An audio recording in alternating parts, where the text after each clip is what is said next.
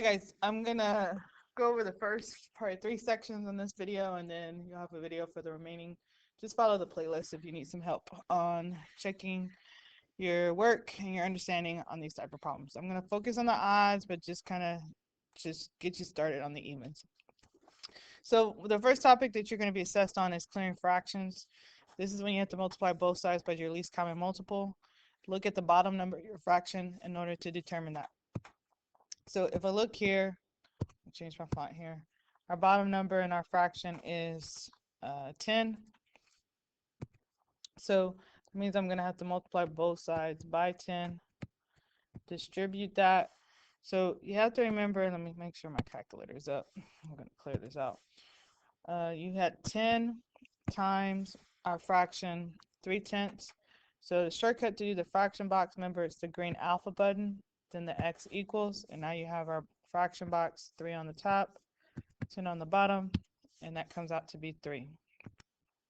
So we're going to change this to 3 equals, and then we're going to distribute the 10 to the 4x. That's going to give us 40x minus 10 to the 1/10. That actually comes out to be 1. And then 10 times the 2x. That's going to be 20x. Now from here, we're hoping if you need, you can put your bar line down the equal sign. But we're hoping that you can recognize that you're going to have to combine like terms on this left side. So I'll just put CLT to combine like terms. So the 3 is now going to equal to 60x minus 1. Now the goal is to isolate the variable. That is our variable term, which is our 60x here. So we would need to add 1 to both sides to get that 60x by itself. We get 4 equals 60x. I'm going to come up here. 4 equals 60x. And now we're solving for x, which requires us to divide both sides by the coefficient, which is the 60. Okay, the 60's cancel. We get 4 over 60 equals x. But this can be reduced, guys. So don't forget to, if you're not sure how to do that, just don't forget to use your calculator to help you simplify. So if I go in my calculator and I say 4 divided by 60, you're going to get a decimal answer. But if we hit the math button under the green alpha button, there's our option for fraction. Hit enter. Enter. Our answer is reduced to 1/15. We need to put fraction answers unless it instructs you to give the decimal. I'm always going to ask for fraction. Okay, so x here, sorry, I'm going to write it up here. X equals 1/15 because I ran out of room. Okay, so when we look at number 3 here, we have 3 different denominators, or 3 different fractions, 4 different fractions, but 3 different denominators. So, and that's the case, the least common multiple for this one is, look at the larger number, it's the 15. So you're going to distribute the 15 to each term. 15 times 4/5 is going to turn into 12x here. Make sure that's right. That's 3, yeah. Then we're doing 15 times this 2. That's 30 equals, now I have to do 15 times 7/15. That turns into 7 minus 1x for that one. And then 15 times 2/3. That's going to turn into 10. So I'm going to just keep my work balanced with this line underneath the equal sign. And again, we need to combine like terms. So 12x plus 30 is actually going to equal to 17 minus 1x. Now, we need to solve for x. Isolate the x terms here. Since it's minus 1x, I'm going to add 1x to both sides. Cancel that x term, so we get 13x plus 30 equals 17. Then subtract the 30 to get the 13x term isolated. So our 13x, got my x right there, equals a negative 13. I'll come up here. 13x equals a negative 13. So to solve, we're just going to need to divide both sides by 13, and x equals a negative 1. Okay. Now, on number 5 here, again, we have actually 4 different denominators. So we need to multiply both sides by 12. So if we distribute that 12 to each term, this is like saying a fourth, or there's an invisible 1 right there with that x, so 1/4. So a fourth of 12 is 3, and then the x plus 1 equals, and then I distribute, same thing, it's like an invisible 1 right there. This will end up being 4x, and then minus 2. We're solving for x. Start with the smallest variable, that's the 3x. Eliminate that, do the opposite. So 1 equals x minus 2. And to isolate that x, you're going to have to add 2 to both sides. 3 equals x.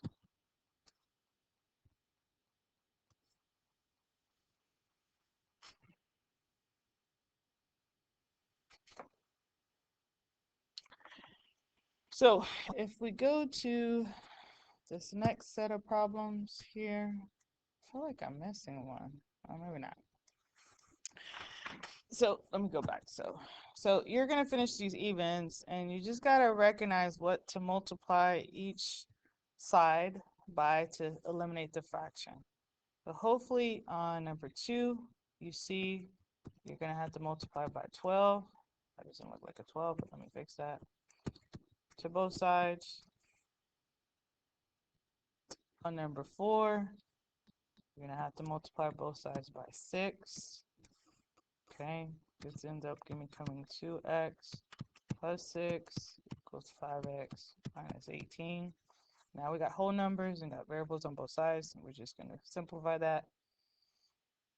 Now on number 6 here, if you multiply by 10, which is fine, you would end up getting 1 plus 10x equals 8 plus, that's going to reduce to 5/3, and then minus 20/3 x. Now, if you notice here, we still have a fraction, the third. So you would have to multiply again by 3, okay? And then you'll get a whole number. Now, to get it all in one step, so let me just kind of talk about what that is.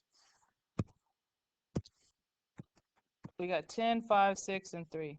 6 does not go in 10, neither does 3. So your least common multiple is actually 30. So if you multiply everything by 30, then it would come straight out to a whole number answer. Okay, because when I distribute that, a tenth of 30 will leave you with 3 plus 30x equals 24 plus 5 minus 20x. Then you can combine your like terms and then solve for x. Okay. All right, so topic 2 here. Now we're clearing the decimals here. So you got to multiply both sides by powers of 10. So if it's 1 decimal place, it's 10. If it's 2 decimal place, that's 2 zeros, so that's 100. If it's 3, that would be 3 zeros, so that's 1,000. So you just got to pay attention to the actual decimal place that you have. So like on number 7 here, I only have 1 decimal place, so this is going to be multiplied both sides by 10. When I distribute that 10 to each term, this turns into 35 plus 70x equals 84 minus 30x. You need to keep your work balanced, draw your line. we're going to need to, I'm going to start with the smallest variable, which is this minus 30x. I'm going to add the 30x on both sides of the equal sign. So we get 35, plus 100x equals 84. Subtract the 35, and we get 100x equals 49. Then divide by 100. So I'm going to do that in red. By 100, that cancels the coefficient. So x would equal 49 over 100, or x equals 0.49. Okay. So pay attention to your place value of your decimals and then multiply by that place value, that power of 10. Now on number 9 here, I do want to circle this one and star it because we need to make sure we recognize something. The thing that's different on number 9 is we have these parentheses here.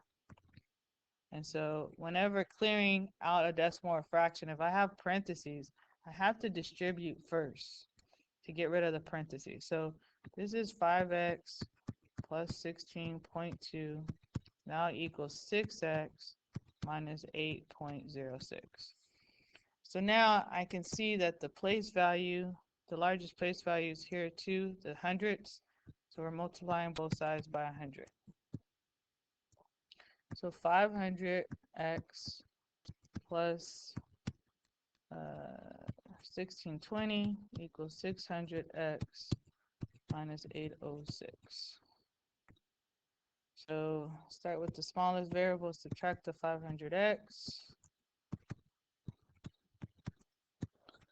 And we get 1620 equals 100x minus 806. Eliminate that 806, doing the opposite, plus 806, plus 806, 06.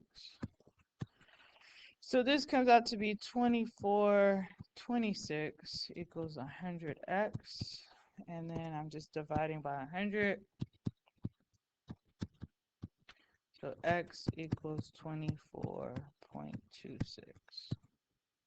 Okay. So pay attention to the place value for your decimals.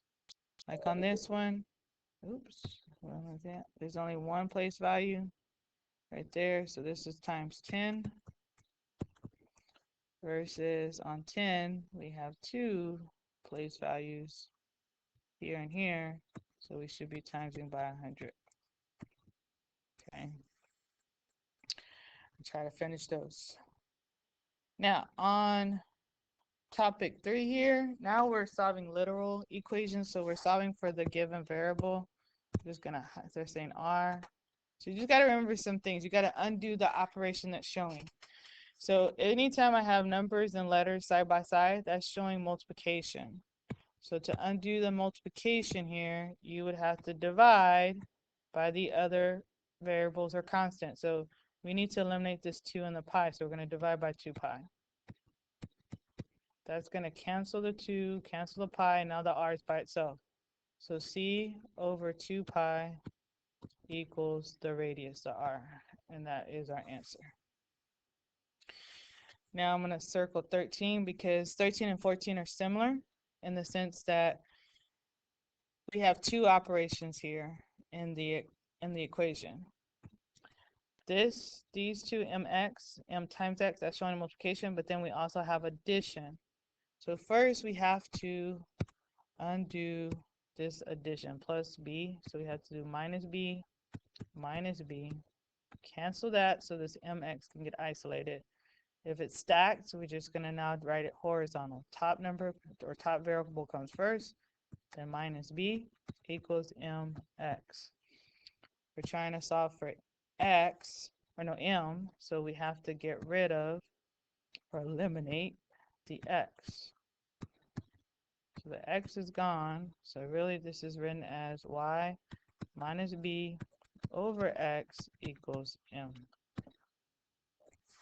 So that's similar to 14 because since you're solving for x here, sorry, So this variable, you would need to first minus by. Okay. So see if you can rewrite it and solve for x now. Now you have some more literal equations, excuse me, on the back here. I wanted to talk about 15 because you have parentheses. So sometimes parentheses or not, parentheses also indicates multiplication.